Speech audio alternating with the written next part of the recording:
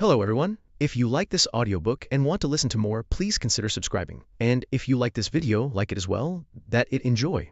Chapter 16. The Hand. Inside the study of the Hand's Tower in the Red Keep. Grandfather. Aemond pushed the door open and walked in. At a glance, they were indeed all core figures of the Greens. Jasper Wilde, the Master of Laws, was stroking his beard as he spoke in a low voice with Otto. Nearby stood Larry Strong, the newly appointed Master of Whisperers, the Clubfoot, who had gained Otto's trust not long after taking office. Several other courtiers, dressed in splendid attire, were also gathered around the Hand. Aemond's arrival was like a stone dropped into still water. Everyone turned to look at the prince who had just been publicly released from house arrest by the king. He walked straight toward the long table before Otto, its surface piled high with documents, his gaze sweeping across faces that showed surprise, scrutiny, or smiles hastily put in place. In the end, his eyes settled on a plate of candied fruit dusted with sugar glaze. As if no one else were present, he reached out, pinched up a candied plum with an inviting sheen, and tossed it into his mouth. Sweet to the point of cloying, just right to go with the slightly bitter air in here, grandfather, he commented indistinctly. Otto frowned. He loosened his grip on the exquisite quill in his hand, leaving a small, jarring blot of ink on the parchment. He lifted his head and looked at his increasingly unpredictable grandson. In a public setting, even if that public was limited to the Greens, such casual displays of familial intimacy were not in keeping with his usual caution. Aemond met his gaze and broke into a smile. My Lord Hand. Otto glared at him for a moment, as if trying to bring him into line with a look. But in the end, his tightly knit brows still relaxed in helpless resignation. He let out a light sigh and nodded. The boy knew where to draw the line in forms of address. At least that gave him a bit of face. Enough. In the end, there were no true outsiders here. Ahem. Larry's, the Master of Whisperers, cleared his throat, closed the secret letter in his hand, and rose with tact. My Lord Hand, regarding Driftmark, I will go verify the details once more. The Master of Laws, Jasper Wilde, immediately followed up, yes, my lord. I must also go inspect King's Landing. The other courtiers, like stalks of grain stirred by a gust of wind, bowed one after another, offering their leave as they filed out. Before going, each of them cast Aemond a respectful yet complicated glance. Soon, only the grandfather and grandson remained in the study. Otto leaned back against the chair, rubbed his brow, and set aside the fatigue brought on by affairs of state for the moment. He looked Aemond over again, this second son who had once been gloomy and withdrawn, but now seemed to be showing a keen edge. He spoke slowly, pointing toward the door. What do you make of them? Aemond reached for another piece of candied fruit, this time an apricot preserve. He leaned against the edge of the table, his posture relaxed. Them. He chewed as he spoke. Nobles, there's no need to take their stances too seriously. People change at any time. As long as interests align, they are our allies. Otto's surprise shifted into scrutiny. Who taught you such things? He did not recall ever instilling in Aemond such realism, even a certain cold-blooded pragmatism. Alicent, no, she tended more toward emotion and morality. A brilliant smile bloomed across Aemond's face. If I said I was naturally gifted, would you believe it? He shrugged, his tone as light as if he were telling a joke. Otto did not press the matter. He steered the conversation toward something more urgent. Then tell me, Aemond, how do you view the current situation between the Greens and the Blacks? Aegon had been left on Driftmark, and Helaena's marriage alliance was an even greater problem. Now, in King's Landing, the Greens' only true pillar seemed to be the prince standing before him, the one who rode Vhagar. His stance was of vital importance to the Greens. Aemond did not answer at once. He walked to the window, looking down at the winding steps of the Red Keep in the distant outline of the city, and spoke coolly. They are strong. Rhaenyra holds Dragonstone, commands many allies, and has dragons in abundance.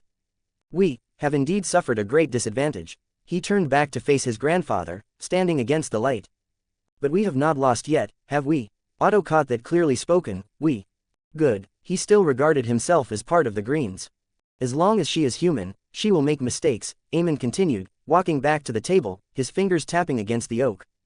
And my dear sister, her temperament, you may understand it better than I do. Forceful, arrogant, spoiled, we need only wait patiently. They will expose their own flaws. Otto, however, pointed out the crux of the matter. They possess far more dragons and dragonriders than we do. Your Vhagar is indeed the strongest living dragon, but she is very old, Aemond. Can her speed and endurance still contend with younger dragons?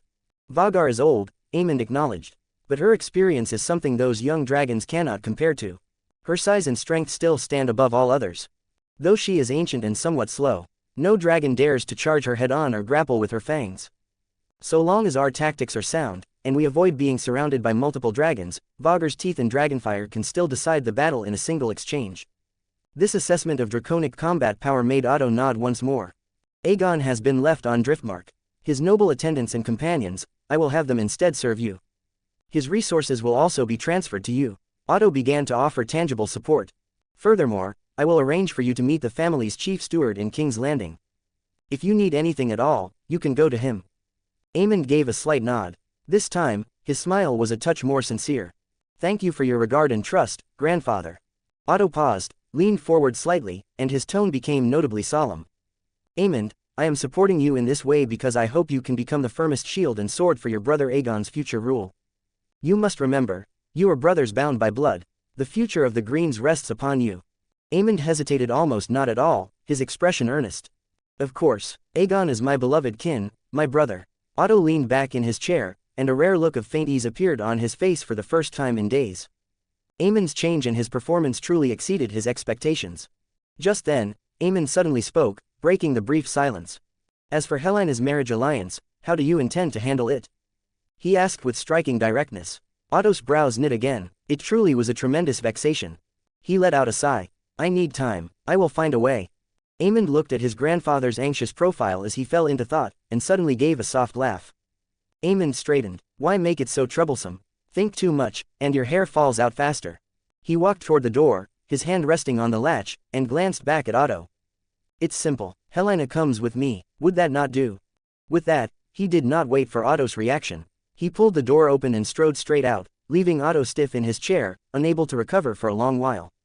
Comes with me, what did he mean? What, exactly, was the boy planning? What mad, lawless, world-shaking thing was he planning now? A wave of headache washed over Otto. The small measure of satisfaction and expectation he had just felt toward Aemond was instantly diluted by a vast uncertainty and a creeping sense of unease. The boy was a sharp blade, but a blade that did not seem entirely obedient. In the corridor, Aemond walked with steady steps. Behind him, clad in snow-white armor and a white cloak, Sir Criston Cole of the Kingsguard kept his distance, following close behind. After they had gone some way, Aemond suddenly spoke. His voice rang clearly through the empty corridor. He did not turn back. You hate Rhaenyra, do you not, Sir Cole? At the question, Cole's body stiffened for an instant. He had not expected the prince to raise this subject so abruptly, nor in such a setting. He was silent for several seconds, each word seeming to be forced out between clenched teeth. Yes, my prince, I hate that whore. She toyed with my feelings. She exploited my loyalty and my affection. She trampled my honor and defiled my white cloak. His words grew increasingly heated, but he soon forced himself to rein them in. Of course, the man I was then was too weak, allowing private feelings to cloud my duty. That is my shame. Now I am awake. My life and loyalty belong only to the royal house, to the rightful side. Hey, Aemond let out a faint, ambiguous chuckle that echoed softly down the corridor. Some things lost their meaning once laid bare. Leaving that twisted hatred intact might be more useful. Master, Aemond said, changing the form of address. Come train with the sword with me. The sudden turn pulled Cole slightly back from his surging emotions. He answered at once, yes, my prince. I do not think I am strong enough yet, Aemond continued, his pace quickening, a note of hunger seeping into his stride. I want to become stronger. Faster. Chapter 17. The Meal. The royal dining hall of Maegor's Holdfast.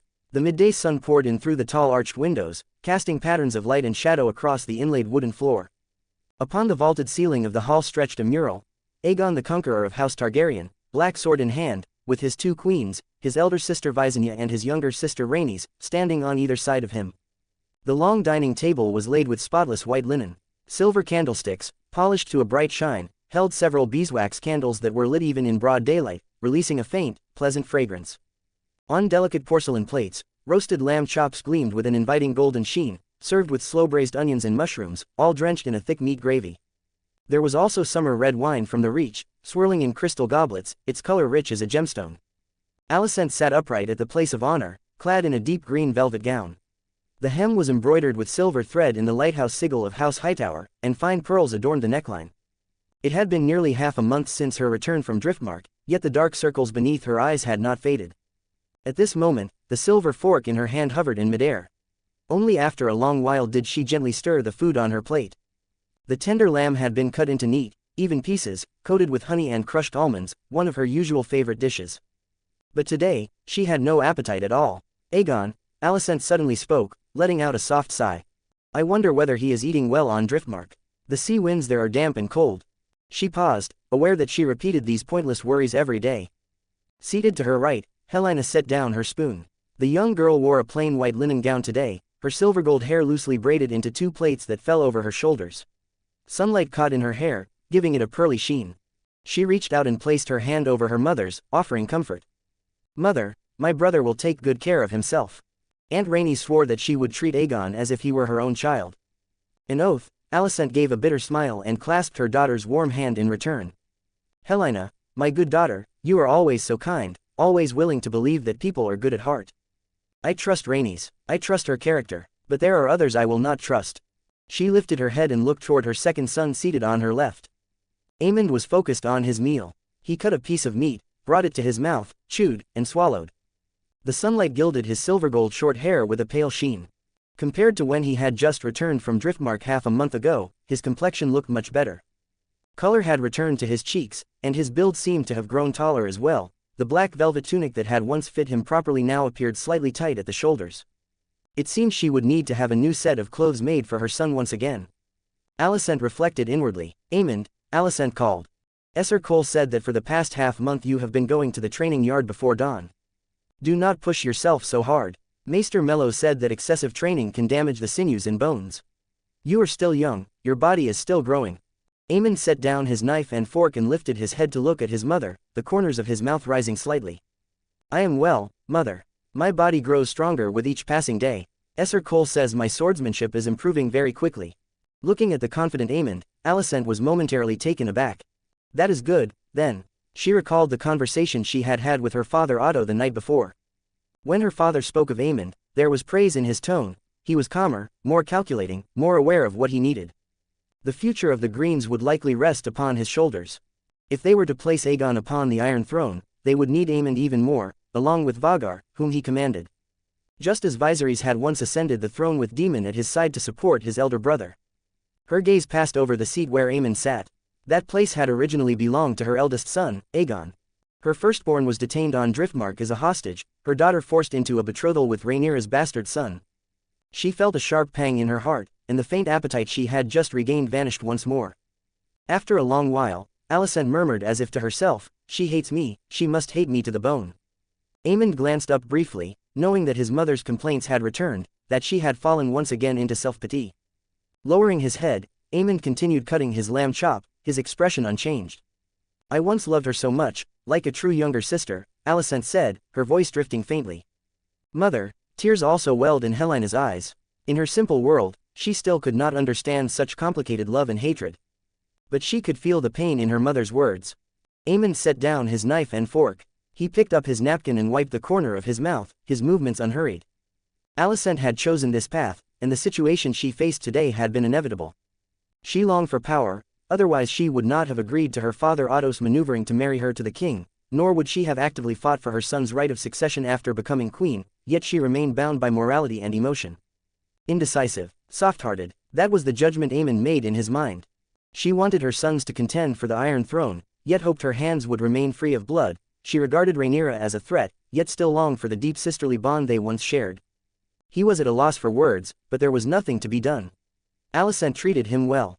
And in his heart, he had always regarded her as his mother. Eat, mother, Aemond finally said, picking up his knife and fork again. The food is growing cold. You have not been eating properly these past days. The Grand Maester is very worried about your health. Alicent nodded, stopped her complaining, and forced a faint smile onto her face. She lifted her crystal goblet and took a small sip of the summer red. Just then, the oak doors of the dining hall were gently pushed open. A maidservant entered, carrying a silver tray. It was the after-dinner dessert. She looked to be about 15 or 16 years old, her figure already slender and graceful. Her light brown hair was carefully arranged into an intricate Hightower-style coiffure at the back of her head, adorned with several small pearls.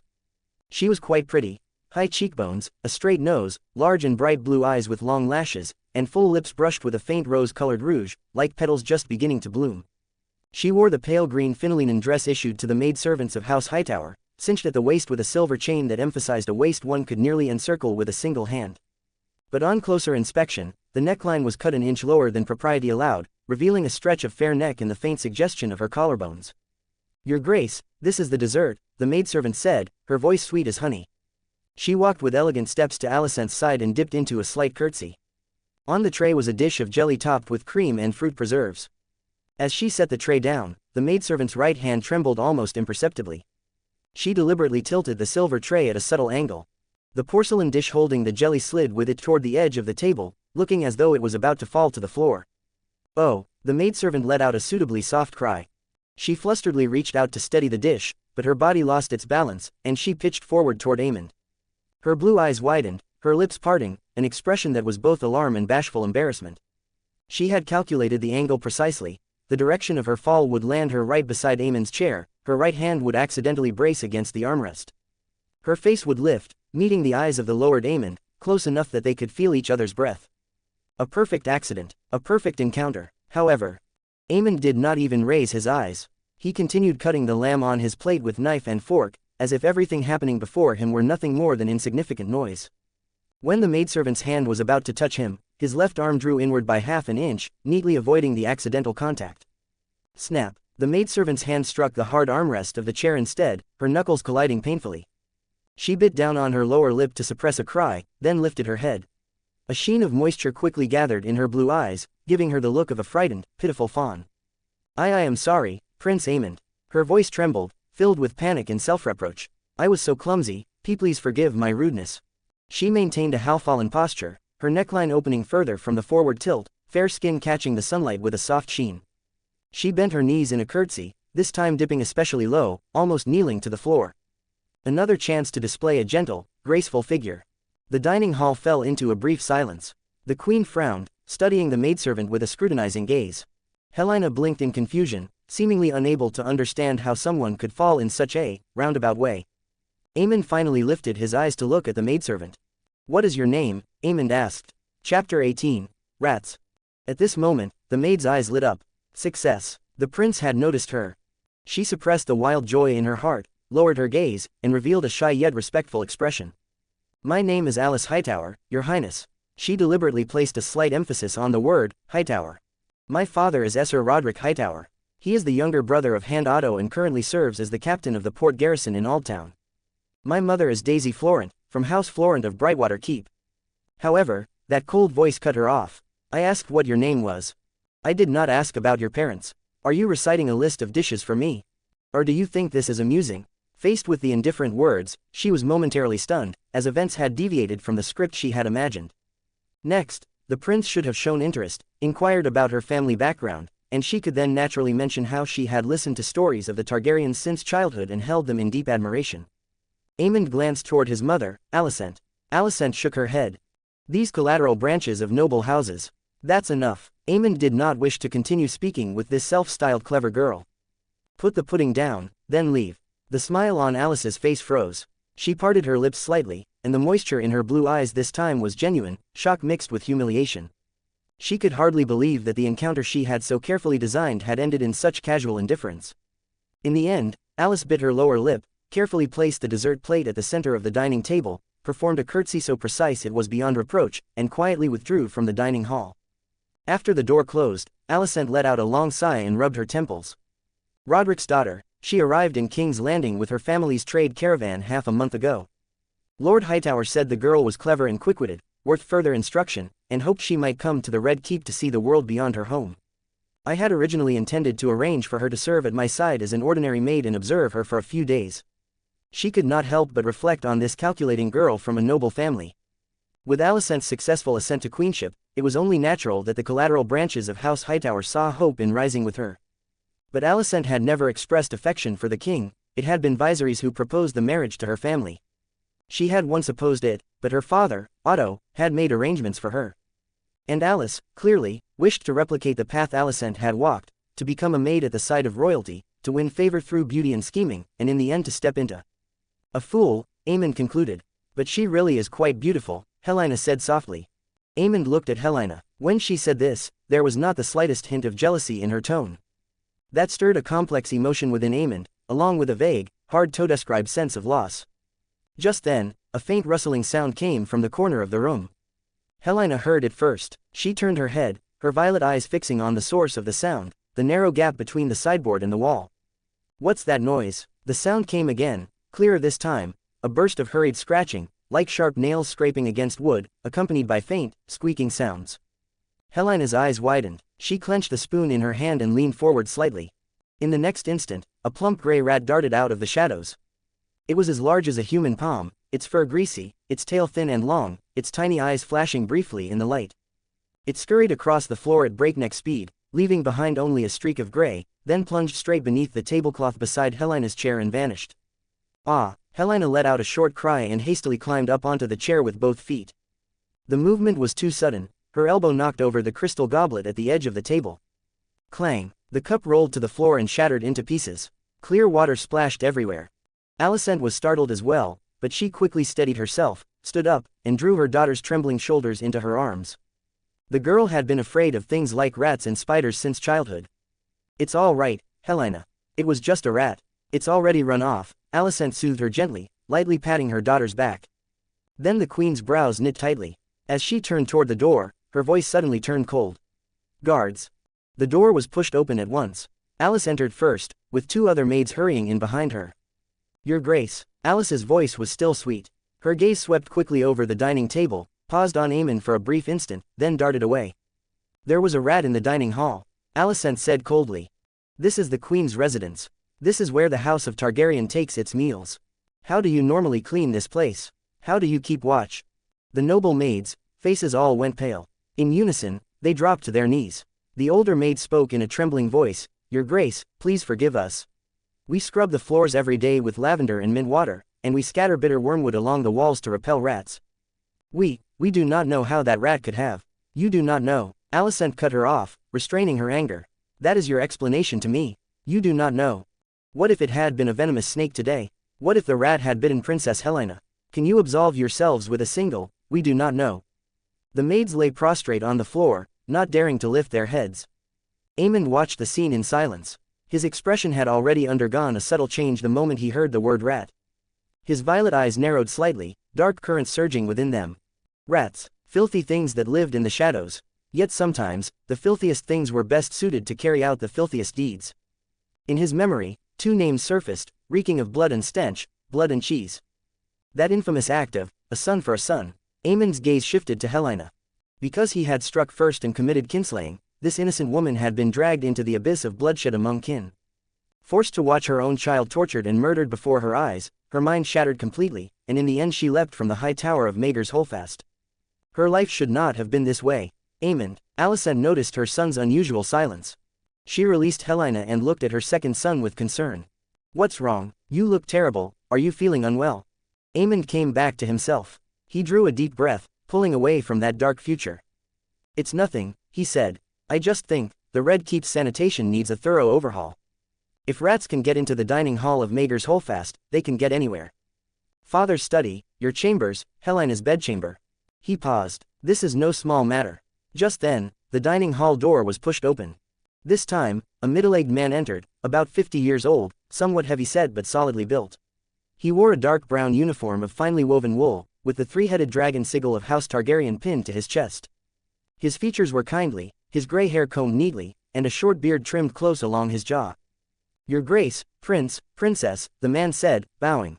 His manner was respectful but not servile, the calm bearing of one shaped by many years in royal service. I am Giles Rosby. I heard the disturbance and came to see what had happened. Lord Giles, Alicent nodded to the steward, her tone easing slightly. Giles Rosby, a younger son of House Rosby of the Crownlands.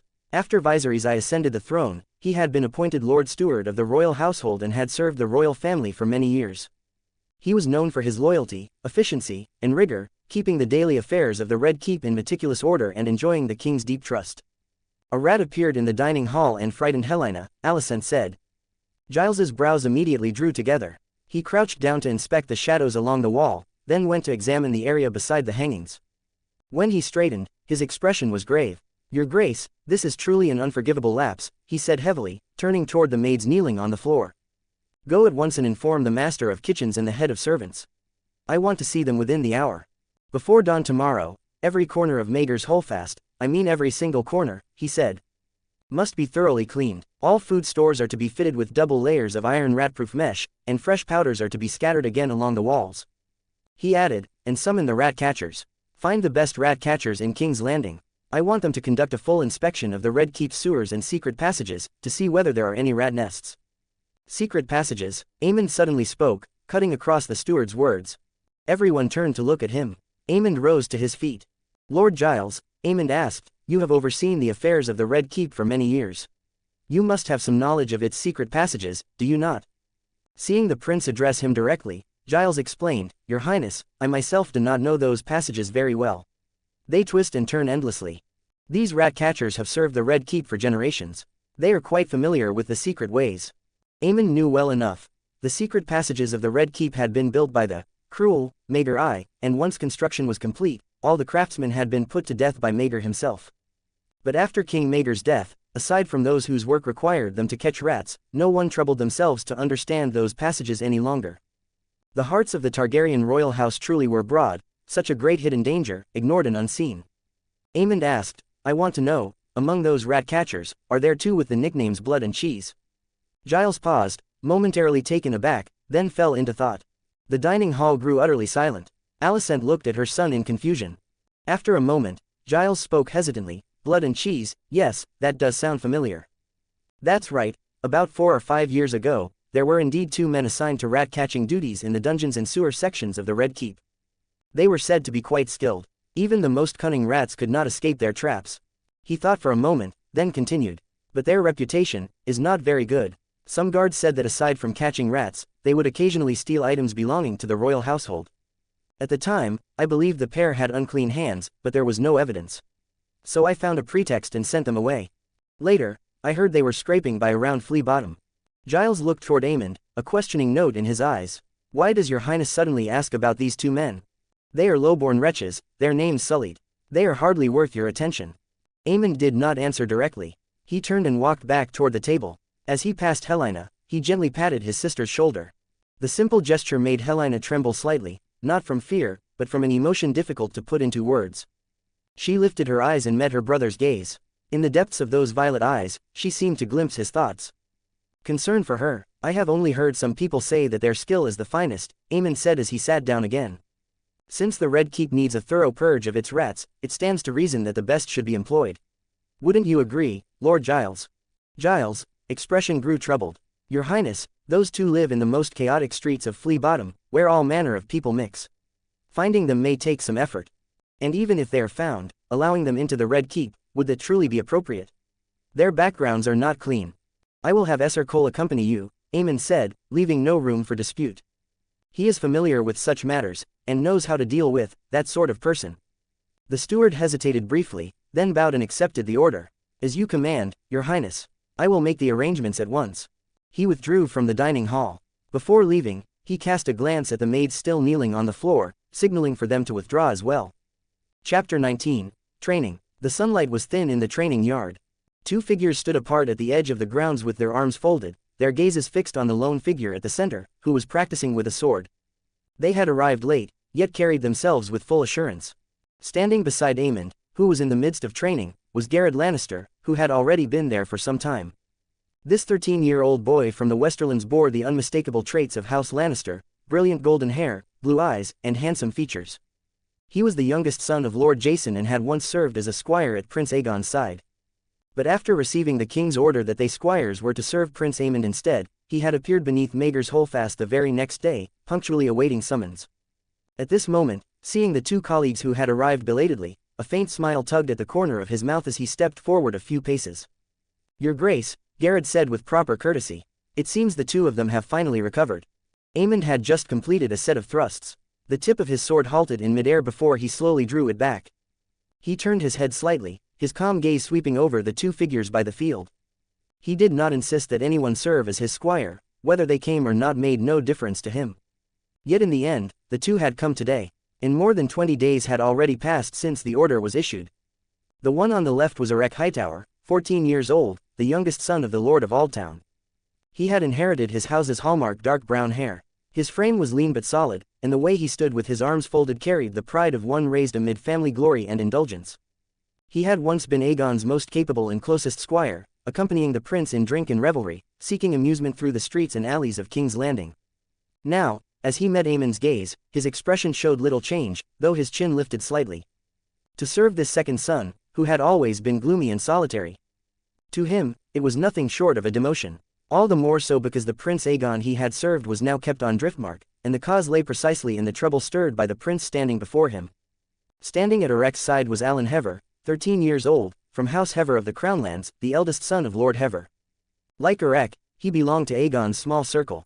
The difference was that he excelled at cleaning up after the prince's excessive mischief, quick-witted, flexible, and smooth in his dealings. The two of them had used catching a chill and urgent family matters as excuses to delay for over half a month, already pushing their luck to the limit. As squires sent by their houses to King's Landing to serve the royal family, they could resist only so far.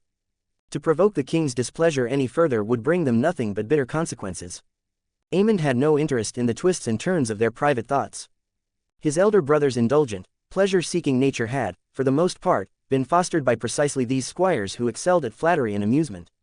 As for Garrett Lannister, at the very least, this one knew his place and carried himself accordingly. Meanwhile, Erek and Alan were also appraising Aemond Targaryen at the center of the yard. The prince wore nothing more than a plain black shirt without ornament, with light armor over it. He repeated the most basic movements over and over, vertical cuts, horizontal slashes, thrusts. The rhythm was steady, his breathing even, not a trace of wasted force. Utterly monotonous. Erek let out a barely perceptible snort through his nose. In a low voice, he said, "This level, and we're meant to spar with him." Hearing this, Alan answered with a smooth smile. "Erek, I'd advise you to be careful. A prince is still a prince, after all." Aemond finished his final thrust. The wooden sword traced a clean arc at his side as he brought it back in, then he turned to face them. "Prince." Erek and Alan inclined their heads slightly, maintaining a veneer of courtesy. Aemond's gaze passed over them. He neither questioned nor showed any interest in probing the fact that they had arrived nearly 20 days late. "Take up swords," he said. "Let me see what you can do." The two exchanged a look, momentarily taken aback. That was it, starting just like that. Seeing them hesitate, Aemond spoke coolly, "If you cannot take up a sword, that is fine as well." He looked toward Garrett, who stood nearby with his head lowered. "Have 2 other squires brought to me, ones who dare to swing a sword." The words were delivered too casually to be a threat. It was a statement of fact. If they were unfit, they would be replaced. The muscle in Erek's cheek tightened. Alan's smile vanished completely. They might resent it inwardly, but if they were truly sent back for neglecting the prince, their houses would lose face, and they themselves would become a laughingstock. Erek moved first. He strode to the weapon rack with pent-up irritation, selecting the heavy 2-handed training wooden sword he was accustomed to using. Alan followed close behind, choosing a lighter, more agile wooden arming sword. The two stepped onto the field and came to a loose halt several dozen paces in front of Aemond, exchanging a glance. There was the annoyance of being forced into it, and also a spark of impulse born from being so lightly dismissed, a desire to weigh the prince's true ability. "Come at me," Aemond said, gripping his sword with both hands, one forward and one back, settling into a steady opening stance. "Use whatever way you think can defeat me. So long as you beat me, I will not interfere with anything you do." Off to the side, Garrett folded his arms, clearly prepared to enjoy the spectacle. Having served as a sparring partner these days, he knew all too well the prince's exceptional talent, and that this prince had been instructed by Esser Criston years ago. Esser Criston, he was a Kingsguard who had claimed the championship of the tourney twice. The corner of Erek's mouth twitched into a cold sneer. To be challenged so bluntly stung the pride befitting an heir of House Hightower. He no longer hesitated. With a low shout, he stepped in hard, surging forward. The 2-handed wooden sword cleaved the air with a rushing sound, driving straight for Aemond's left shoulder. It was a textbook attack, carrying strength and speed, and a venting of pent-up anger. Almost the instant he moved, Alan moved as well. He did not charge head-on like Erek. His footwork was light as he swept toward Aemond's flank, sealing off Aemond's possible lines of evasion. Though both harbored resentment, the tacit understanding forged through long association remained, one from the front, one from the side, a joint assault taking shape in an instant. They meant to give this aloof prince a lesson, to make him understand that squires were not servants to be barked at. Faced with the pincer, Aemond's choice surprised everyone. He did not retreat. He did not parry. Instead, he stepped forward half a pace, straight toward Erek. At the very moment the aggressive wooden greatsword was about to strike the leather armor, Aemond's body rotated to the right by the smallest margin. The blade of Erek's full-force swing skimmed past Aemond's chest, the gust it raised fluttering his clothes. And Aemond's left-hand sword moved. Not a chop, not a block, precise, Swift and soundless, the tip slashed down, striking the inside of Arek's right wrist, exposed by the committed swing. Crack, a sharp sound rang out, followed by a half-stifled cry of pain torn from Arek by surprise. His fingers instantly lost their strength. The heavy two-handed wooden sword nearly slipped free, and the ferocious offensive collapsed at once. At the same time, Alan, attacking from the side, saw the danger and accelerated his thrust, stabbing straight at the opening beneath Aemond's ribs revealed as he dealt with Arek. Aemond seemed to have eyes in the back of his head. His right-hand sword made no large motion at all, his wrist merely turned, the blade catching and stopping the strike that came from behind. Crack, another crisp clash, Alan's thrust was firmly checked. And in that moment, Aemond's left-hand sword had already withdrawn from Arek's wrist, drawing back in one smooth motion to meet Alan, who had stalled slightly after his attack was blocked. Alan's heart lurched. He instinctively stepped back half a pace, trying to reset his stance. But as he lifted his eyes, he saw Aemond's face, close enough to touch. Aemond's right foot slid forward, lightly hooking around Alan's leading ankle, while his left shoulder drove in at the same time. The movement was small in amplitude, borrowing force to counter force, executed with exquisite economy. Ah! Alan cried out as he completely lost his balance, pitching backward and landing hard on the cold, solid sand, still damp with moisture. Dust coated him from head to toe, leaving him in a sorry state. From start to finish, it had taken only a few breaths. Arek clutched his right wrist, which throbbed with sharp, numbing pain, frozen in place, disbelief written across his face. He knew that Aemond had trained under Esser Criston since childhood, but in his memory, the prince had always practiced in silence. When had he developed such clean, decisive, almost battlefield-hard methods? Alan sat in the dust, forgetting to rise. The smooth smile he habitually wore had vanished without a trace, leaving only shock in his eyes. What he excelled at was managing people and smoothing over trouble, not crossing blades in earnest. Those few movements just now, so concise as to be cold, shattered the last shred of condescension he had held. With the bout clearly over, Aemond casually handed the two training wooden swords to Garrett, who waited at the side. His gaze returned to the two of them. "This is what you delayed for over 20 days to show me." He paused, his eyes moving from Arek's rigid face to Alan's dust-stained robes. "Or is this what you learned while serving my brother, flashy but useless tricks, easy for someone to knock aside?" Arek's face flushed from white to red in an instant, shame and anger flaring like fire, heating his ears. He opened his mouth, wanting to retort, to argue, but found that any words rang hollow in the face of that swift, decisive defeat. Alan had already scrambled to his feet, brushing dust from his clothes in hurried motions, his head bowed low. Among the nobles of Westeros, the culture of the sword ran deep.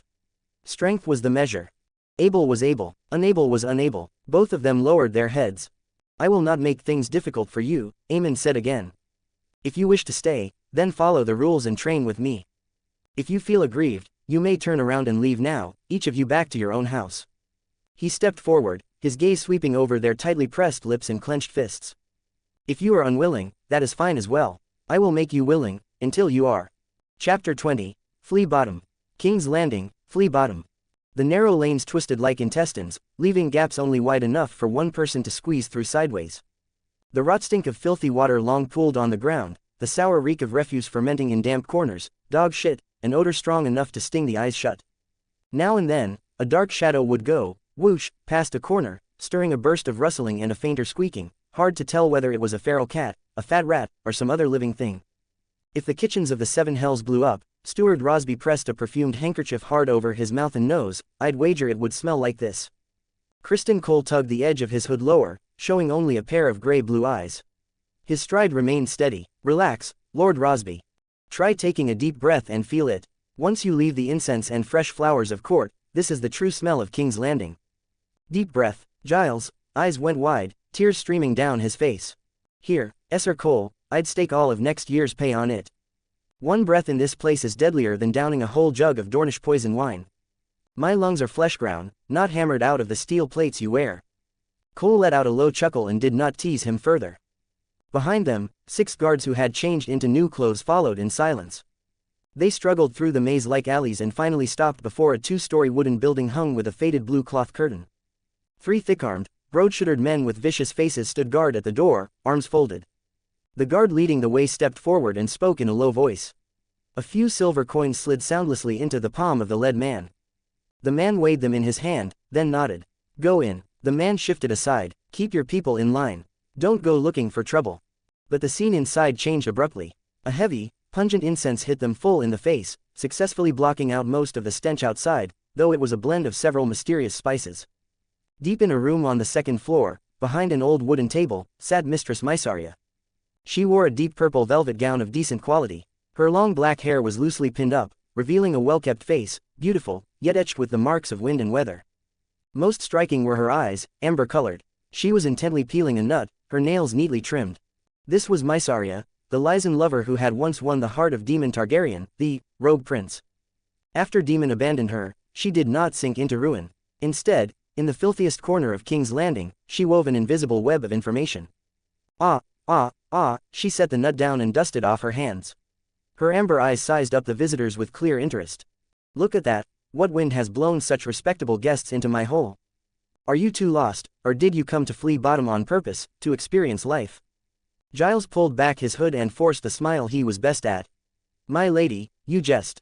This place of yours is quite distinctive, brimming with a vigorous air of life. An air of life. Mysaria arched a brow and gave a soft laugh. My lord, you do have a way with words. For two great lords to stoop so low, what do you want? A love potion, an enemy, or the whereabouts of some noblewoman? Cole also removed his hood. He did not trade pleasantries, going straight to the point. Blood and cheese. Mysaria lifted her eyes as she spoke. In Flea Bottom, men with that nickname, there are 8 if not 10. Cole said no more. He stepped forward and placed a small pouch on her table. The mouth of the pouch had come loose, revealing several coins, golden, bright enough to dazzle. The 2 I want are rat catchers, Cole said. My gods, she counted the gold dragons on the table and spoke under her breath. Sir, the patron behind you, is generous in a way that's frightening. Aren't they just 2 lowly wretches? Is it worth this? My lady, there are some questions you are very eager to know. Cole's gaze turned cold. All right, custom as secrets above all. Mysaria immediately raised both hands. She turned toward the doorway and called, Old Gis. An old man missing a front tooth, his eyes darting about, slipped in at the call and stood respectfully to the side. Take these 2 honorable sirs to find Andrew and Jones. You should know where they are, Mysaria ordered. As they followed Old Gis through even darker, more tangled alleys, Giles could not help asking Cole again in a low voice, are you sure this old bastard can be trusted? My lord, you can set 100 hearts at ease. Gis had sharp ears. He turned back with a grin, bearing uneven yellow teeth. Flea Bottom has no secrets, at least not from gold coins. So long as the coin is enough, I can find out what small clothes his grace wore last night, and what dream talk he muttered. The 2 you're looking for, true, they haven't shown their faces much these past few years, keeping a very low profile. But they still have to eat, drink, take work, and find some fun, don't they? As long as they're still in Flea Bottom. Everything about them, I know it all. Cole remembered the instructions and suddenly asked, do they still have family? Hearing Cole's question, Gis narrowed his eyes. Seems you lords aren't here to hire rat extermination experts. Cole smiled. At his side, the guards had already rested their hands on their sword hilts. There are some things you should not guess at, and should not try to understand. So, are you very eager to get involved? No. Gis shook his head. These great figures from the Red Keep were not people he could afford to offend, not even with Lady Mysaria behind him. I like clever men, Cole said. As he finished speaking, Giles behind him tossed Old Gis a small pouch that jingled sharply. Old Gis looked at the heavy pouch, pried it open, and found it filled with silver stags. No fewer than 100, at least. They were not gold dragons, but to him, it was already an enormous sum. Rarely did he encounter such generous great lords. Excitement and trembling crept across Old Gis's face. My lord, I'll tell you everything I know. A short while later, they finally stopped at the end of a dead alley, before a 2-story wooden building that looked as though it had been gnawed away by years and damp, ready to collapse at any moment. The door panels on the ground floor were tightly shut, a faint yellowish light seeping through the cracks. This is the place. Old Gis pointed at the house. Cole nodded. Old Gis turned and left at once.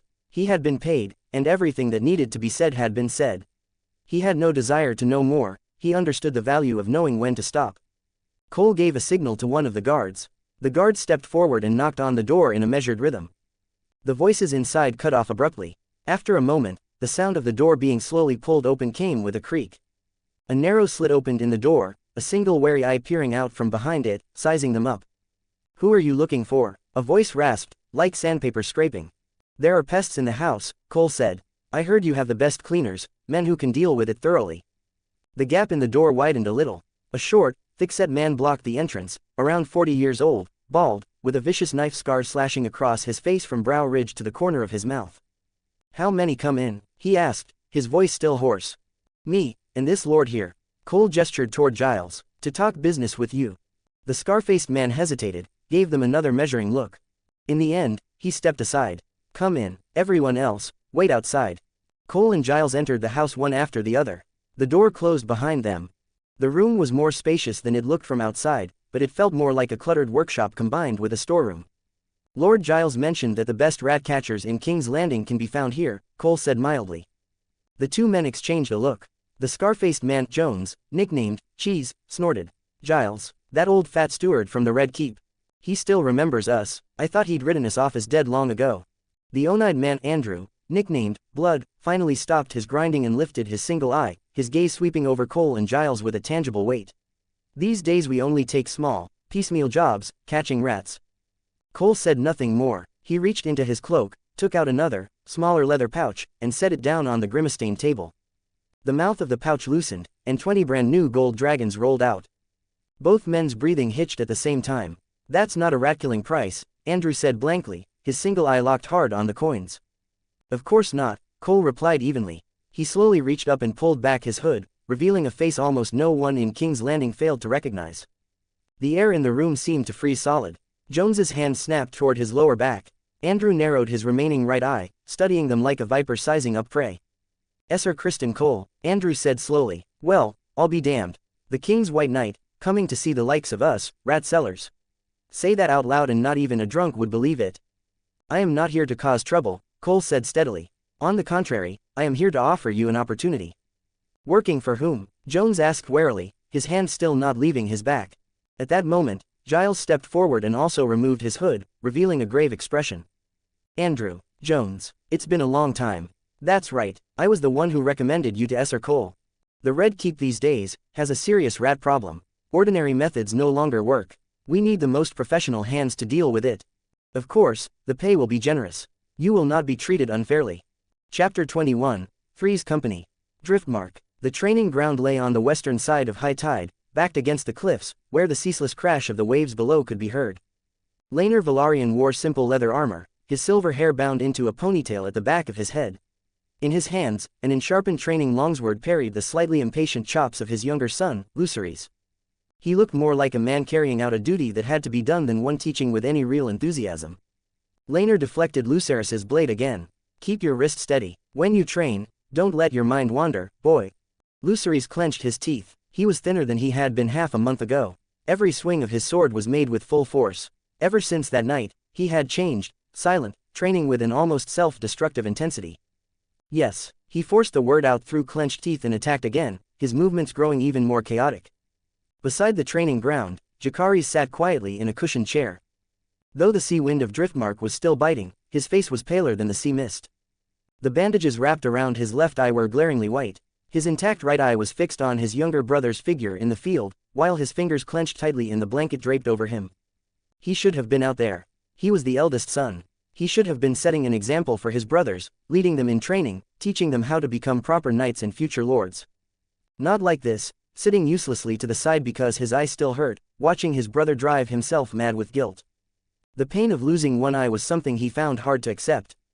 He knew Lucerys had not done it on purpose. This foolish, impulsive younger brother had been provoked by Aemond. But understanding was one thing.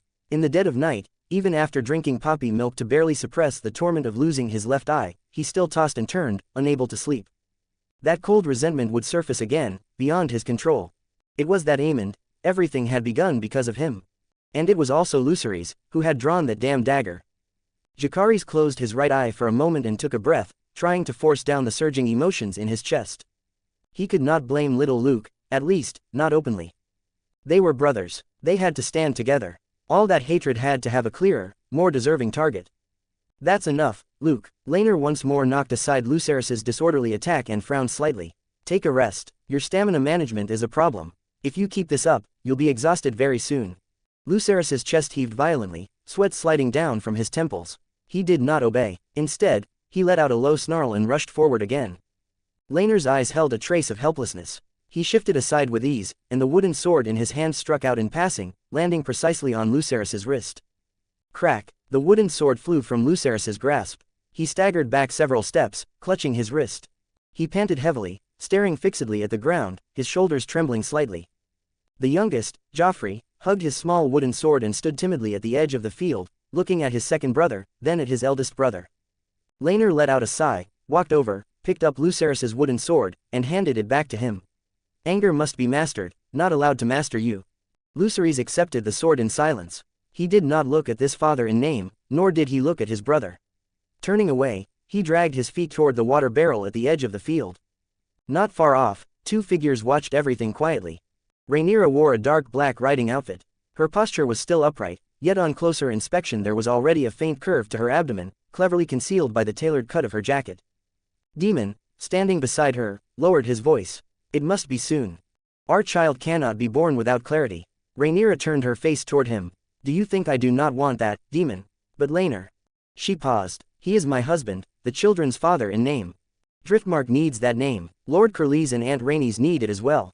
A name? Daemon gave a scornful laugh, laced with mockery. A husband who prefers men. A man who cannot even climb into his own wife's bed. Rhaenyra, since when have we Targaryens needed such a false mask to maintain our rule? Power, dragons, bloodline, that is what matters. His gaze burned as it fell upon her abdomen. Our child possesses the purest Targaryen blood. He should be born openly and rightfully, not bearing the Velaryon name. Rhaenyra was silent for a moment, the sea wind stirring the ends of her hair. Curlys and the others will not agree, she said slowly. We need to maintain the appearance of the marriage alliance. At least on the surface it must remain so. And besides, doing this, the faith, the nobles. To hell with the faith and the nobles. Daemon showed a rare flicker of impatience as he seized Rhaenyra's arm, his grip far from gentle. We can find a way to make Laenor give it up of his own accord. He does not care about any of this, Rhaenyra. What he cares about are his captains, his wine, and those friends of his. We give him freedom, and he gives us legitimacy. That's fair. Rhaenyra did not pull free of his grasp. She merely looked at him quietly, her gaze deep. And then what, Daemon, do you want our child to replace Jace, and the others? Seeing Rhaenyra doubt him, Daemon said, I have always regarded those children of yours as my own flesh and blood. Rhaenyra, you are doubting me again. Rhaenyra, however, tightened her grip on Daemon's hand. I am not doubting you, Daemon. Listen, perhaps, we do not have to choose one or the other. Her gaze drifted once more toward Laenor, then returned to Daemon's face as she spoke words that made Daemon's pupils contract sharply. Perhaps we can find a way for the three of us, to live our lives well. More important than anything else. You, me, Laenor. In the future, the children can bear the Targaryen name, or they can bear the Velaryon name, so long as there is understanding between us. Laenor will not object, he has never cared about these things. And Curlys and Rhaenys will not object either. They know their son has no ability to father children. Daemon's expression froze at once, as though he had heard the most absurd joke in the world. He stared at Rhaenyra, as if seeing her for the first time. Three people, live our lives well. Rhaenyra, do you even know what you are saying? My child, my bloodline, growing up right under my eyes while bearing another man's name. He flung Rhaenyra's hand away and stepped back. The habitual roguishness on his face was replaced by a gloom bordering on rage. I am Aemond Targaryen, king of the Narrow Sea. I can seize a throne. I can kill anyone who stands against my will. I can defy the whole world for you. But you would have me, and my woman, and her husband in name, live our lives together. He let out a short, sharp, cold laugh. This is the greatest insult to me, Rhaenyra. I would rather feed my unborn child to a dragon than accept such a ridiculous arrangement. Rhaenyra was stung by his violent reaction. Then what do you want me to do, Daemon? Force Laenor to his death right now. Drive Driftmark away from us. Let all the Seven Kingdoms see me, Rhaenyra, as not only a wanton who bore bastards, but also a poisoner who murdered her husband. We would lose even more. I have a way, Daemon growled as he leaned in close to Rhaenyra. You give birth to the child first. I will handle the rest. Chapter 22, Dragon Egg. King's Landing, Rhaenys' Hill, the Dragon Pit. A vast dome covered half the hill, spacious enough for several great dragons to lie side by side. Yet for Vhagar, even this place had grown far too cramped. Her mountain-like body could no longer squeeze through the mouth of the dragon pit. She could only lie outside it day after day, upon a stone platform built specially for her in the open air. At the edge of the platform, the dragonkeepers assigned to stand watch wore fire-resistant leather armor, their faces marked by awe they could not hide, and fear. When facing the mother of dragons, they dared approach only when pushing carts laden with livestock forward to feed her. At all other times, they kept their distance. Vhagar was too old. The passing of years had granted her a size unmatched by any living dragon, and had also brought with it a lethargy bordering on stillness. She spent most of her time asleep. Each breath she exhaled sounded like a muffled thunder rolling up from deep underground, heavy with the stench of sulfur. Only the scent of blood and raw flesh could slowly rouse her, revealing molten gold slit pupils, before she fed at a languid pace and sank once more into deep slumber. But today was clearly different. When Aemond climbed the hill with 3 attendants in tow, Vhagar was awake. The ancient dragon lifted the front half of her body, her thick neck raised high, her gaze fixed upon a dull gray dragon egg resting on the sand. A continuous low growl rolled in her throat, and from the gaps between her scales seeped an ever-brightening dark crimson glow. In the next instant, a torrent of searing dragonfire, nearly ink-green in color, erupted forth, completely engulfing the stone-like egg. "Seven save us," Alan Hever murmured behind him, instinctively retreating half a step as the color drained from his face. He had seen knights clash in glorious tourneys, but he had never before stood face to face with such primal, absolute destructive force. When the wave of heat slammed into him, his knees went weak, and he nearly collapsed where he stood. Orek Hightower clenched his teeth and forced himself not to move. House Hightower had always taken pride in wisdom and legacy, yet before such power, his learning and lineage felt as light as dust. So this was the dragon Aemond commanded. The faint trace of disdain in his heart vanished in an instant, replaced by fear. The dragons possessed by the Targaryens were something no one else could ever hope to match. Even the ever-composed Garrett Lannister held his breath, blue eyes reflecting the firelight, filled with shock. In the distance, the dragonkeepers had already retreated behind their shelters, watching the ancient dragon with extreme caution. Even the oldest among them had never seen Vhagar focus so intently on burning a dead egg. At that moment, Vhagar suddenly ceased her flames. It was as though she had sensed something. Her massive head slowly turned, and those molten gold slit pupils locked precisely onto Aemond. A thunderous roar surged forward on a wave of heat, whipping up Aemond's robes and silver hair. Aemond lifted his gaze, violet eyes meeting the dragon's stare head-on. He did not feel fear. On the contrary, within that inhuman exchange of gazes, he walked toward her and reached out to touch her rough scales. Vhagar suddenly extended her tongue. Covered in backward-facing barbs, its surface, restrained yet still forceful, swept across his palm. Blood instantly seeped from his hand. "Your Grace," the dragonkeeper captain cried out in alarm. The attendants sucked in their breath as well. These faint sounds clearly angered Vhagar. She glanced past Aemond, toward those ants behind him. These ants fed her every day, but that did not mean they were anything other than ants. A dull rumble rose deep within her throat. The sulfur stench grew thick and choking, flames ready to burst forth at any moment. "Quiet," Aemond raised his uninjured hand, and all commotion came to an abrupt halt. Vhagar also stilled, though her massive eyes first looked at him, then turned to the dragon egg on the sand, now faintly glowing dark red after being scorched by dragonfire, before slowly returning to his face. "My blood." Watching Vhagar's gaze shift back and forth, Aemond suddenly understood. He did not hesitate. Clenching his bleeding hand, he walked step by step toward the dragon egg that was still steaming with intense heat. The closer he drew, the more clearly he could feel the abnormal warmth radiating from the shell, the lingering heat of Vhagar's flames. Vhagar lowered her head, her gaze fixed tightly upon him. Aemond stopped before the egg and pressed his blood-stained palm against it. The blood dripped down, yet did not slide away. Instead, as if drawn by something, it rapidly seeped into the dull, mottled patterns of the shell. Dark red threads spread like a spider's web, sketching fleeting patterns across the surface before vanishing completely. So she took me for a blood source. She wanted me to help her hatch this little dragon yet to be born. A deathly silence fell over the surroundings. Everyone held their breath as they watched this scene beyond comprehension. At that very moment, a clear, lingering cry rang out from the sky. A graceful silver-blue figure descended lightly, scales flowing with a luster like pearl and moonlight. It was Dreamfire. She folded her wings and let out several soft, gentle calls toward Vhagar. Vhagar answered from deep in her throat with a short, heavy roar.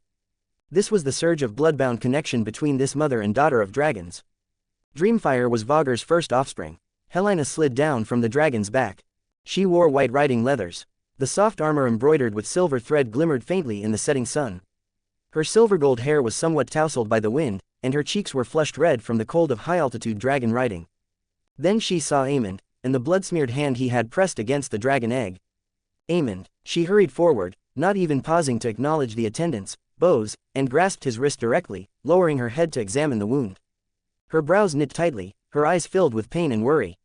"What are you doing? Why would you hurt yourself?" Aemond's gaze remained fixed on the dragon egg. Helena, it seems to have come alive. Helena followed his line of sight. The surface of the egg was still dull and rough, clearly bearing the appearance of a dead egg. Yet even she could faintly sense it, a life pulse, extremely weak yet stubborn, rising from deep within. It's responding to me, Helena, Aemond said. He could feel it, some kind of connection quietly forming between himself and this dragon egg. Don't do this again, Helena said softly, gently pulling his hand back as she checked the wound. It's only a bit of blood. Aemond turned to look at her, his tone easing. It's nothing. Won't you come back to the Red Keep with me? She asked, looking at him expectantly.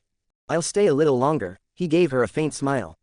There are still some things to take care of. Helena looked at him in silence for a moment. In the end, she nodded, turned, and left with her maids and guards, her figure gradually disappearing from sight. Aemond stood alone beside the dragon egg. In his palm, he could still seem to feel that faint movement beneath the shell. Once, twice, and again, he could be certain now, this dead egg had been activated by his blood. Was it not said that a Targaryen could only ever ride one dragon in a lifetime? He lifted his eyes toward Vhagar. The old dragon was also watching him. Blood could awaken a dead egg. What else could it do? As the setting sun dyed Rhaenys' hill a deep shade of dark gold, heavy footsteps came from the direction of the stone steps. Clearly, many people were approaching. Hearing the sound, Aemond looked over. Chapter 23, The Culprits. Footsteps approached from afar, heavy and chaotic, mixed with the clatter of iron chains dragging across the ground and suppressed whimpering. At the front was Aemond, the law officer of the King's Landing prison, a bloated man in uniform. The moment he saw the prince, his face immediately filled with obsequious smiles as he hurried forward. Behind him, 10 jailers escorted 7 or 8 prisoners. Every one of them was dressed in rags, their hands and feet shackled with heavy irons. Their mouths were tightly gagged with strips of cloth, leaving them able to produce only hoarse gasps and muffled cries of despair. Your Highness, the law officer spotted Aemond from afar and immediately jogged up, bowing deeply. As ordered, this batch of condemned criminals has been delivered, for the dragon, an extra meal. His face was piled with smiles, yet his eyes dared not look directly at the massive creature crouched not far away, whose mere breath stirred waves of hot air. Aemond knew this was a tradition passed down from ancient Valyria. Condemned criminals were fed to dragons to cultivate the dragon's cruelty toward ordinary people, instilling the notion that humans were merely food.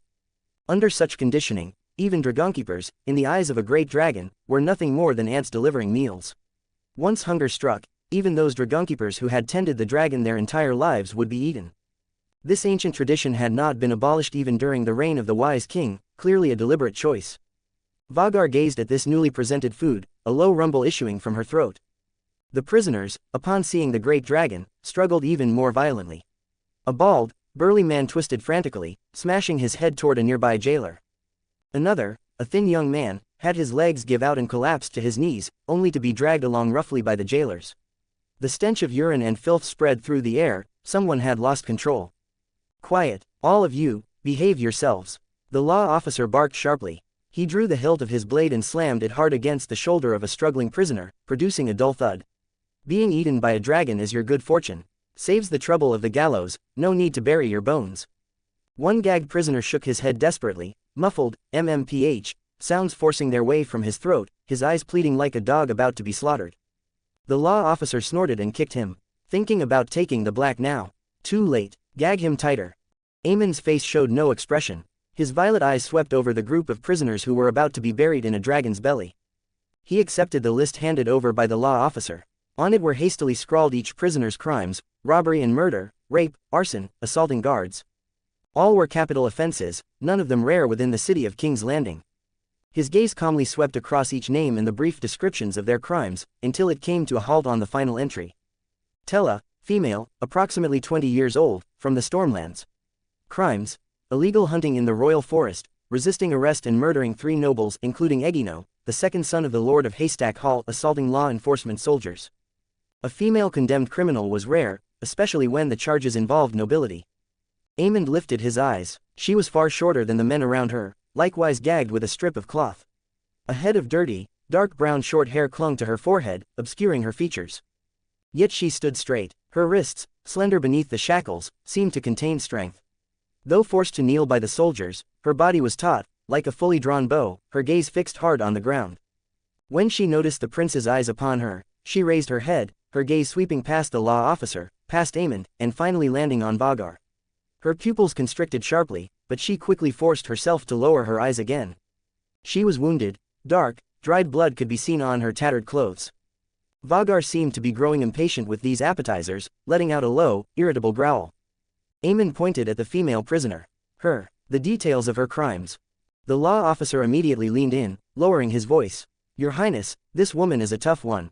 She was poaching deer in the royal forest when she was discovered by Egino, the son of the Lord of Haystack Hall, and his 2 friends. That she-wolf fought back, seized one man's sword, and stabbed all 3 to death on the spot. Good gods, that was 3 nobles. She knew she'd caused a disaster. She fled all the way here, somehow made it to King's Landing, and even tried to sneak aboard a ship to escape. But the royal fleet recognized her as a wanted fugitive. The female prisoner seemed to understand the law officer's words. Her bound body trembled violently. She lifted her head, and through the tangled strands of her hair, those dark eyes looked straight at Aemond for the first time. Aemond met her gaze for a moment, then looked away and nodded to the law officer, signaling that he understood. Your Highness, shall we? The law officer rubbed his hands together, preparing to order the prisoners driven toward a position more convenient for Vhagar to feed.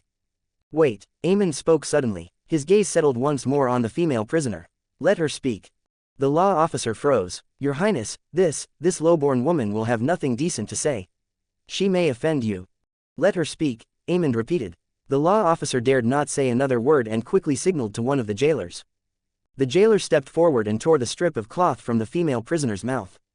Cough, paw. The female prisoner coughed violently a few times, spat out a mouthful of blood-tinged saliva, then sucked in several sharp breaths of air carrying a sulphurous smell. Her voice was hoarse, yet unusually clear, bearing the distinctive accent of the Stormlands. He's lying. She glared at the law officer, then turned to Aemond, speaking rapidly and with agitation. I did hunt deer. The royal forest belongs to the crown. I accept the punishment. Whipping, losing a hand, I'll accept it all. But those nobles, they weren't trying to teach me a lesson. An unnatural flush spread across her cheeks with rage. They forced me to the ground and tore at my clothes. That Egino, he was on top of me, saying he'd use his fine sword to teach a wild girl like me what the mercy of a noble lord was. Her body began to tremble, from humiliation and fury alike. I bit him. It was self-defense. I seized the sword to stay alive. All 3 of them had weapons. I had no choice. It wasn't murder, it was self-defense. When she finished, her chest heaved violently. She stared hard at Aemond, as if trying to find a shred of hope in his violet eyes, if only the slightest hint of understanding.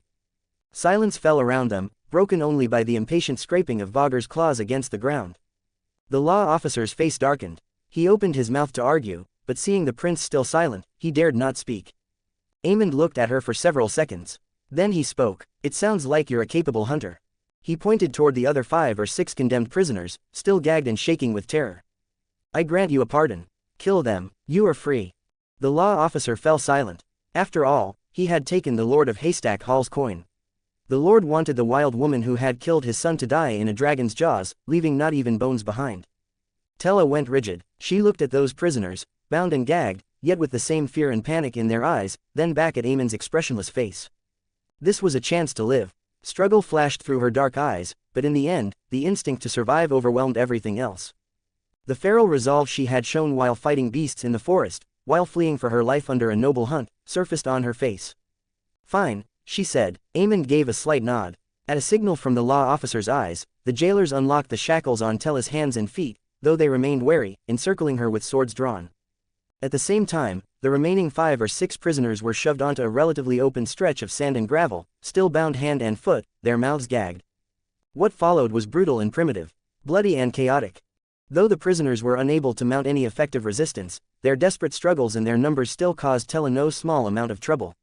She was no knight, with no elegant swordsmanship. Her way of fighting belonged to the forest and the wild, efficient and lethal. Using stones picked up from the ground. In the end, when the last prisoner stopped convulsing beneath the tightening of her forearm around his neck, she herself was nearly spent. She gasped for breath, her dark eyes fixed straight on Aemond. Aemond watched in silence the entire time, his face devoid of any expression, until the final man fell. He signaled to the law officer. Let her go. The law officer hesitated for a moment, but still obeyed the prince's command, ordering the jailers to clear a path. Tella struggled to her feet and staggered. To everyone's surprise, the woman who had just clawed back her life did not immediately run toward freedom. Instead, she dragged her battered body forward a few steps, then dropped with a thud, kneeling straight down before Aemond. Her forehead pressed against the cold, blood-smeared ground. Prince, Her voice trembled from exhaustion and emotion. I have nowhere to go. The Lord of Haystack Hall will not spare me either. She lifted her head, blood and dirt smeared across her face. You gave me a chance to live, not just today. My life is yours. I beg you, let me serve you. I can hunt, I can track, I can use a bow, I can fight. I am useful. She understood clearly that she had been spared only on a whim. But once she left this dragon's lair, what awaited her outside might well be another, even more humiliating death. Seeing the choice this woman made, Aemond felt a measure of approval. He liked intelligent people. With some training, placing her at Helena's side might not be a bad idea. After a brief pause, Aemond spoke. Stand up. Tella's body shuddered. She obeyed, rising with difficulty, her head lowered. He turned to his attendant, Garrod. Find a maester to tend her wounds and get her a set of clean clothes. Then take her to the Riverside estate. He recalled the property his father had once granted him. Garrod bowed and accepted the order. Aemond did not look at Tella again. He turned and walked toward Vhagar. The old dragon was clearly growing impatient with these freshly killed offerings. Chapter 24, Persuasion. Driftmark, Spicetown. The night had grown deep. Inside the tavern called the Mermaid, the air was thick with noise and drink. The door was pushed open, and a blast of cold wind swept in. Several patrons near the entrance cursed and pulled their cloaks tighter. Prince Aemond Targaryen stood in the doorway, clad in a black cloak. His silver hair was tied back, a few loose strands falling along his cheeks. His violet eyes swept over the raucous common hall before settling on the darkest corner. Laenor Velaryon sat there sideways at a table, his silver hair catching a faint gleam in the dim light. Beside him was a young sailor tanned to a bronze hue, broad-shouldered. The two sat very close, their heads nearly touching as they spoke in low voices. Laenor's hand rested on the man's solid forearm. Daemon crossed the hall, indifferent to the curious or wary looks cast his way. He took the empty chair at Laenor's table. At the sight of him, Laenor's smile froze. Prince Daemon, Laenor said, a trace of tension in his voice. This is unexpected. So late, in a place like this. The nights on Driftmark have their own flavor, Daemon replied, the corner of his mouth lifting into a half-smile that was not quite a smile. His gaze lingered on the young sailor beside Laenor. I hope I haven't interrupted anything important. The sailor, the bosun of the sea snake, scrambled to his feet in a panic, knocking over a cup of wine at the edge of the table. Lord Laenor, I should go check the rigging. Storm season, after all. Laenor did not look at him. He only said softly, go. The sailor looked as if he had been granted a pardon and slipped out at once. Only the two of them remained. Daemon took the jug of wine from Laenor's table and poured himself a little. He took a sip, then frowned. Driftmark's finest, he said. Still so, distinctive. Laenor stared at him. Speak plainly. For Rhaenyra, he asked, or for your child? A world for three, Daemon cut him off. It's far too crowded. Don't you think so, Laenor? Laenor's heart sank. His hand shifted quietly toward his waist. So you want me to step aside? He asked, like your first lady of the Vale. A hunting accident. Daemon let out a soft laugh. He braced one hand on the table and leaned forward, looking straight at him. That would solve the problem, but it would also bring trouble. Laenor, I'm not here to be a kinslayer. Laenor locked eyes with him. Then what do you want? A better solution, Daemon said, his voice low and coaxing. One that's better for you, for Rhaenyra, and for Driftmark. You could have the freedom you truly desire. Not this life of restraint, as Laenor Velaryon, heir to Driftmark, Rhaenyra's lawful husband. True freedom, unfettered, without chains, Daemon continued. Living under a name you choose, with the person you choose. No duties, no censure. He paused, then went on, Rhaenyra will gain the unblemished reputation she needs, a lawful widow's status, and a child she can openly acknowledge, one who may inherit the Targaryen name. It will secure her claim. Driftmark will mourn an heir taken young and brave, and then continue to support its princess daughter by law and her grandson. A tragedy, he said softly, but also, a new beginning. The price, Laenor said after a long silence, is that Laenor Velaryon vanishes from this world. In exchange, Daemon leaned back in his chair, posture languid, someone else gains another world, one where he can live truly free. Laenor fell silent. Before his eyes rose Rhaenyra's beautiful yet anxious face, the children with brown hair and brown eyes, his father Corlys's expectant gaze, his mother Rhaenys's disappointed yet understanding, complicated look. His heart was torn. On one side lay crushing responsibility, expectations he could never answer. On the other lay a tempting release, freedom, a life that no longer required pretense.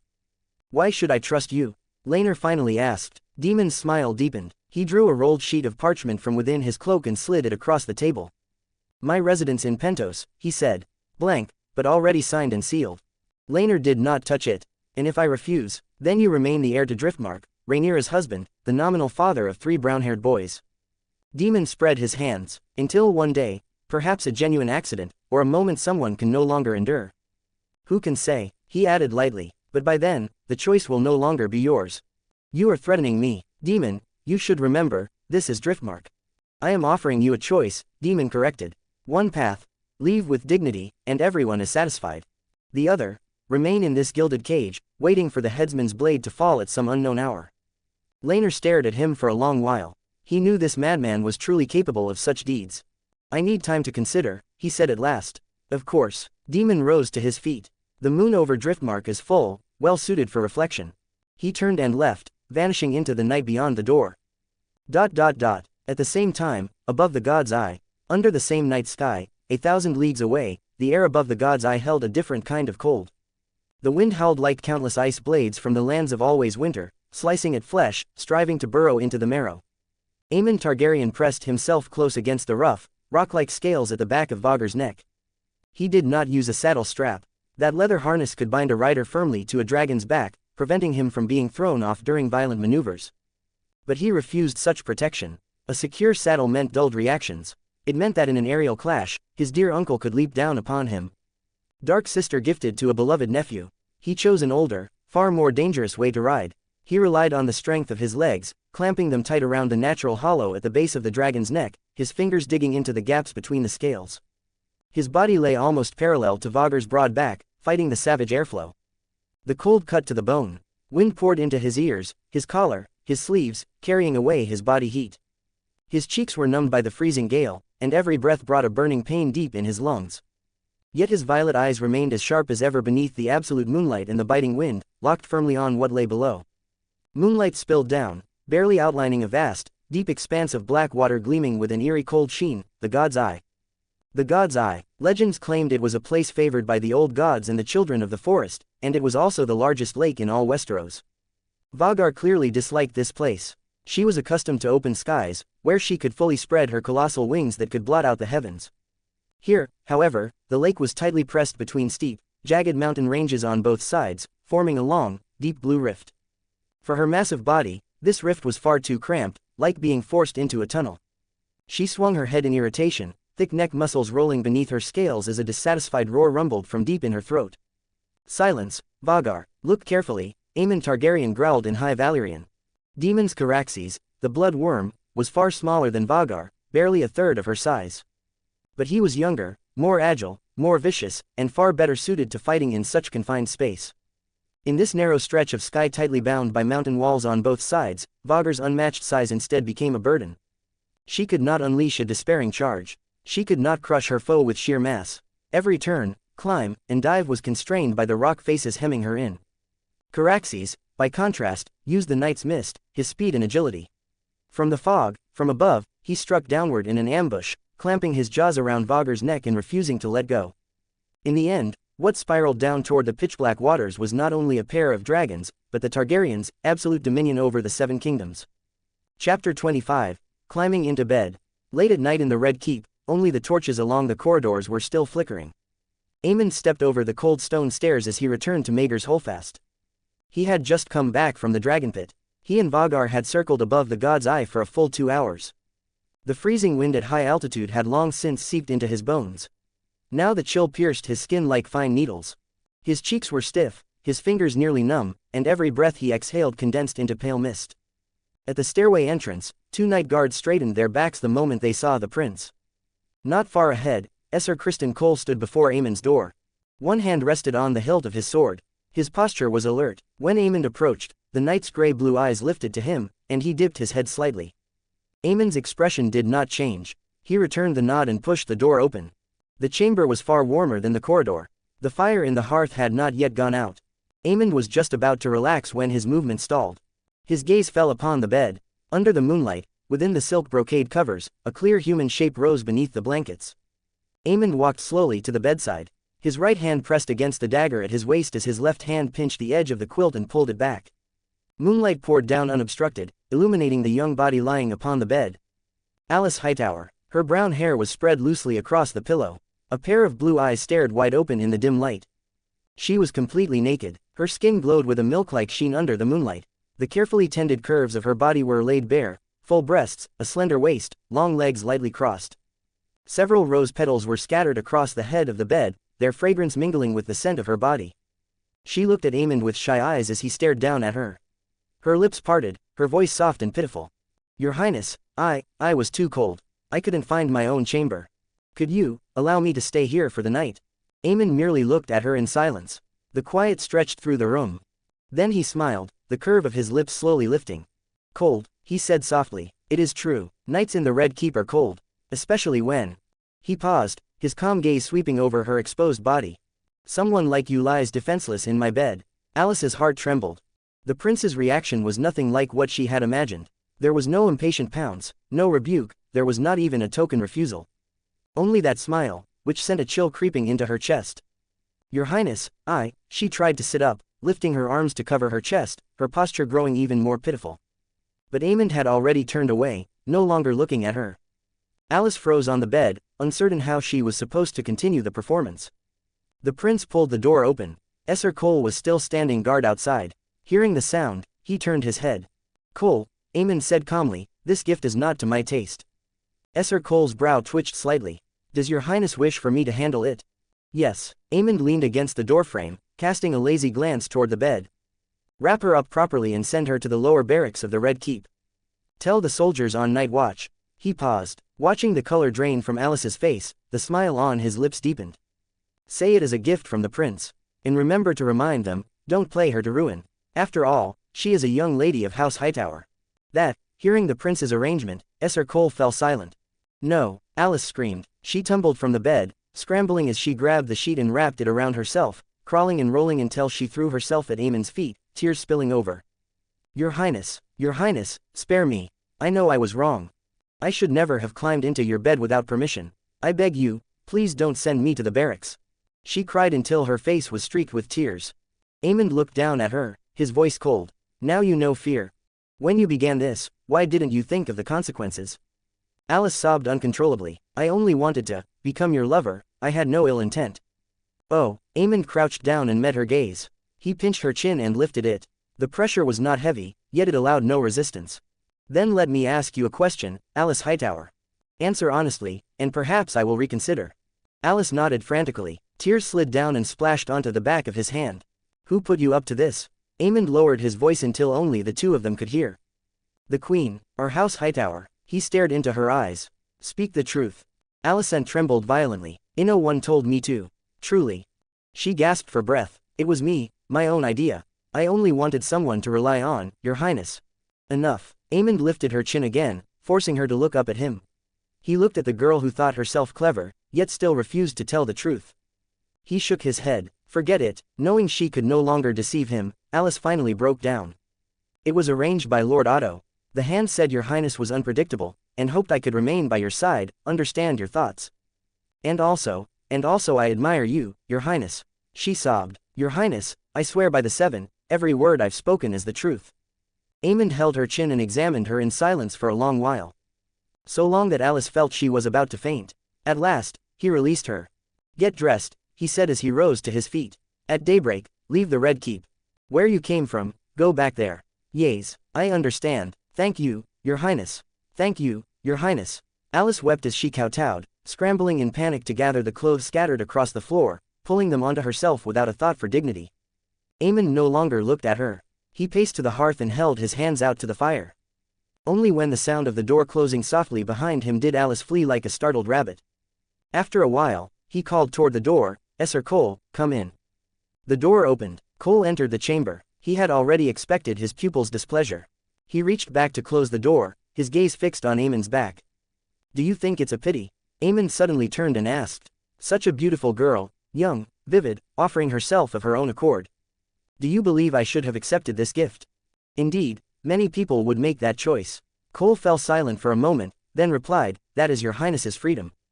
But you believed I would accept. Aemond stepped forward. Moonlight lit half his face. Or rather, the one who arranged this gift expected me to accept. And you, as a Kingsguard, gave tacit consent to this happening. Without your acquiescence, she could not have entered this room. Cole's throat bobbed. Your Highness. His words cut off abruptly. Because Aemond moved very fast, Cole instinctively reached for the hilt at his waist, but the cold edge was already pressed beneath his chin. Another half-inch, and the dagger would pierce bone and drive through his jaw. Cole's body went rigid, he could feel the chill of the blade, and the steady force in the hand that held it. He did not move, did not resist, he only lowered his eyes to look at the prince at such close range. Aemond was half a head shorter than him, yet at this moment his presence completely overwhelmed Cole's. "Criston Cole," Aemond said softly and clearly, "you are deeply unpleasant." His wrist shifted slightly, the edge pressing tighter against skin. Cole looked at Aemond, who now carried clear killing intent, and dared not speak. Aemond said flatly, "My affairs, only I decide for myself. No one at all may decide for me." He lowered his voice. "You hate Rhaenyra, that is your matter. You pledge yourself to the Greens, that is your choice.